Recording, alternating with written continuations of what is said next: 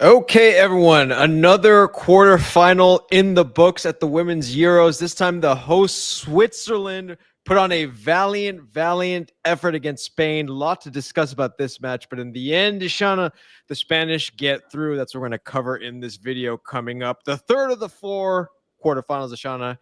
Man, it was a tough match for the hosts. Oh, yeah, I was really pulling for them to at least get something on the board, maybe go to extra time.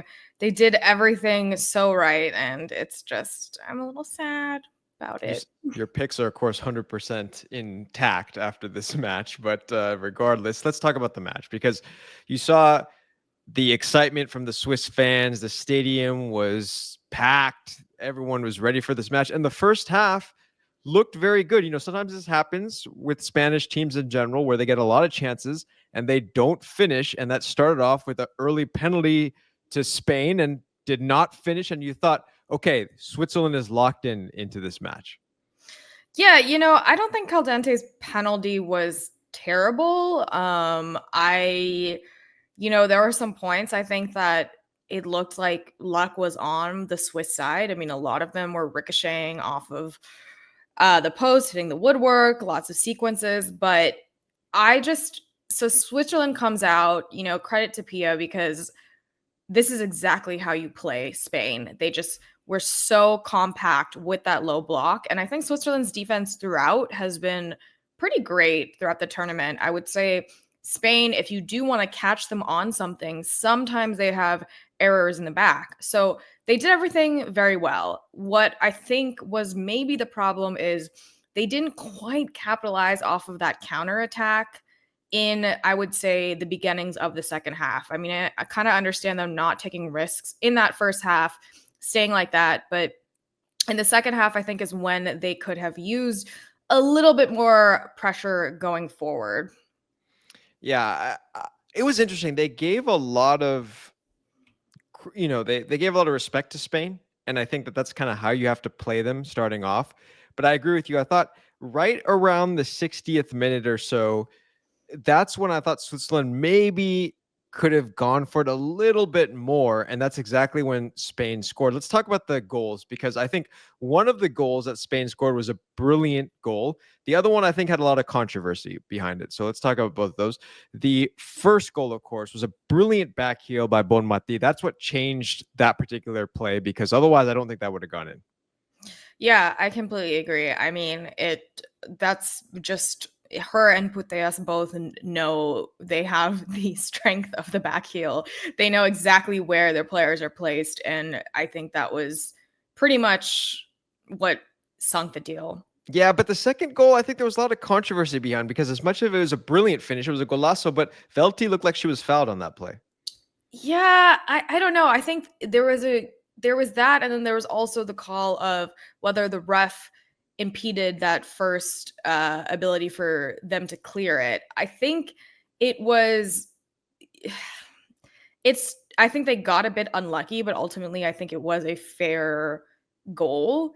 I think Velti throughout the game played great with a lot of grit. We saw at that end her kind of just sweeping past all the Spanish midfield. I think in that moment, you especially just with her leadership, I think you don't stop the play. Yeah. You keep it going, you see what happens. I think, yeah, it's the same thing as when players kind of stop defending and they call for a corner in the box. Like, you just have to know to follow through with that. Yeah, sometimes they'll stick their hand out, put offside. I agree with you. Velti, with her experience, should have Oh, yeah, continued to offside. play. It's not Yeah, corner. yeah. But Velti, you're right. With her experience, should have continued to play. And you never know in those moments. If you think about the match as a whole, right?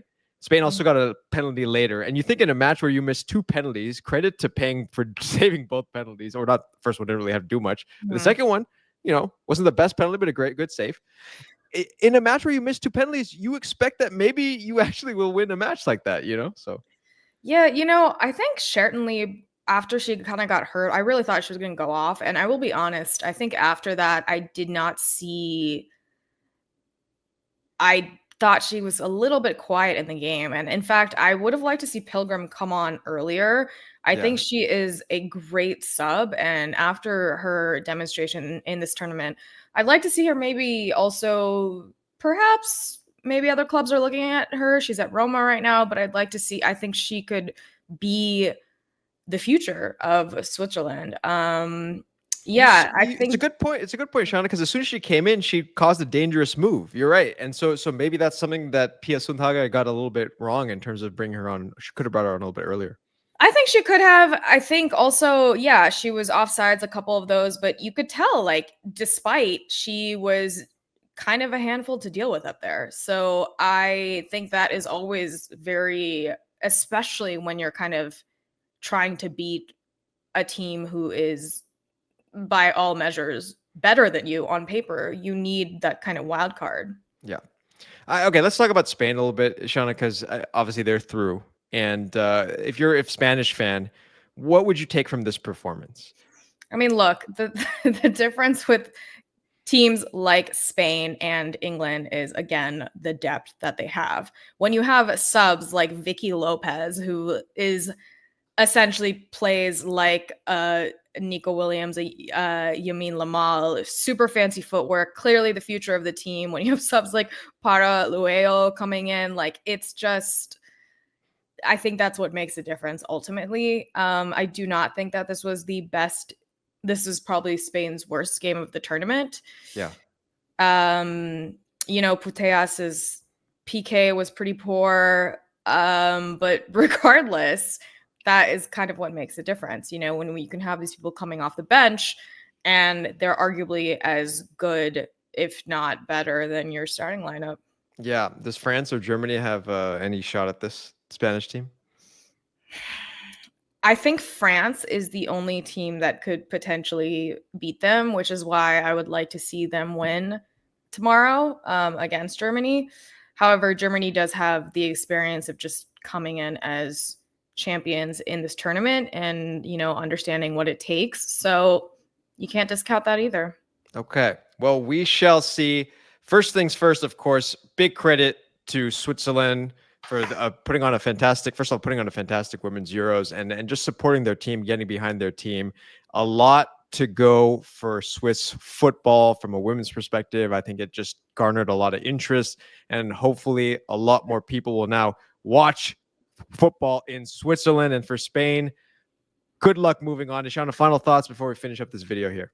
Yeah, I was really pulling for Switzerland. I just think they definitely were, while some teams perhaps have been underwhelming in this tournament, they have surpassed expectations. Credit to them. Also, just awesome with garnering so much attention for this tournament at large. We're seeing sold out stadiums. I love to see that. Our brother was at the game. He super enjoyed it. He said he was just kind of entrenched in a sea of red. Love to Yeah. see it.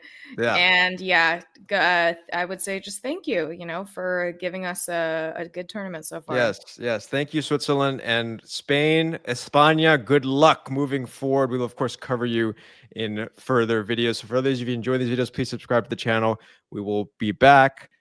So keep watching women's football. Keep watching women's Euros. Keep watching the beautiful game.